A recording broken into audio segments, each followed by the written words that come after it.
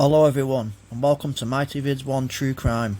Today we're going to look into the story of Peter Fawley, the brother of pregnant murder victim Beryl Evans, who was murdered by John Christie at 10 Rillington Place in 1949.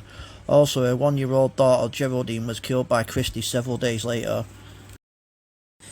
Peter Fawley is one of very few people alive, if not the only person alive, to have known John Christie and have memory of 10 Rillington Place, and has some very strong theories, which he claims are the truth about what went on at 10 Rillington Place. Let's take a look. Peter Fawley was 13 years old in 1948 through to most of 1949, when his sister Beryl was living at 10 Rillington Place with her baby daughter Geraldine and her husband Timothy Evans, and was a regular visitor there. Peter had made friends with John Reginald Christie, who lived in the ground floor flat, and knew him as Uncle Reggie at the time. Peter says Christie at the time was a kindly gentleman who spoke with a soft whispery voice and plied him with tea and sticky buns. Peter would regularly play in the garden with Christie's dog, obviously not knowing that women was buried in the garden were replayed by this sweet man known as Uncle Reg.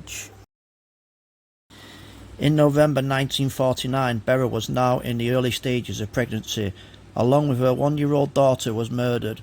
Her husband Timothy Evans, believing she died by an abortion gone wrong by Christie, left daughter Geraldine in the care of John Christie, who said she would be given to a loving family. Timothy, with the mental age of a child in their teens, believed he would also be in trouble if Beryl was found dead, and took off to his family in Wales.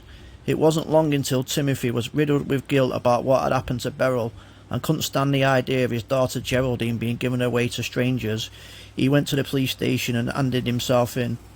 He told the police at first he had killed his wife. It wasn't until he learned Geraldine's body had been found and he was accused of murdering her that he had told the police about Christie. Things went horribly wrong for Timothy after this, and he was found guilty of the murder of his daughter and sentenced to death by hanging, all this time claiming it was Christie, but was never believed. He was hung by Albert Pierpont at HM Prison Pentonville in 1950, and it wasn't until 2004 he was finally exonerated. This is where Peter Fawley's story becomes quite shocking. He believes Christie is innocent of the murders of his pregnant sister and his niece, but Timothy Evans was actually the killer he was originally claimed to be. Even though he was convicted of many other murders, including his wife, Christie also admitted to the murder of Beryl. Peter says Timothy Evans was an heavy drinker and prone to acts of violence, and strangled Beryl and baby Geraldine. In his book, he claims John Christie was not even present at 10 Rillington Place the day Beryl was murdered, and the abortion story was all untrue. And it wasn't the first time Timothy had tried to kill by strangulation. Could this be a massive coincidence there were two stranglers living under the same roof? Christie obviously had fallen for murder by strangulation way before and after the murders of Beryl and Geraldine. Timothy most probably was violent to his wife, but does that make him a killer? Christie admitted to the murders, including Beryl's, but never baby Geraldine's.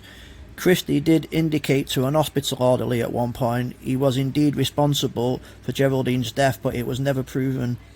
It was always speculated Christie never admitted to Geraldine's murder because he didn't want to alienate the jury in his pleas to be found not guilty by reason of insanity.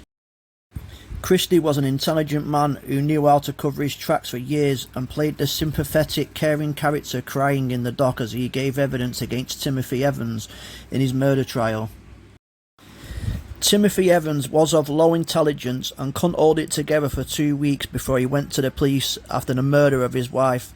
I find this story to be very unlikely.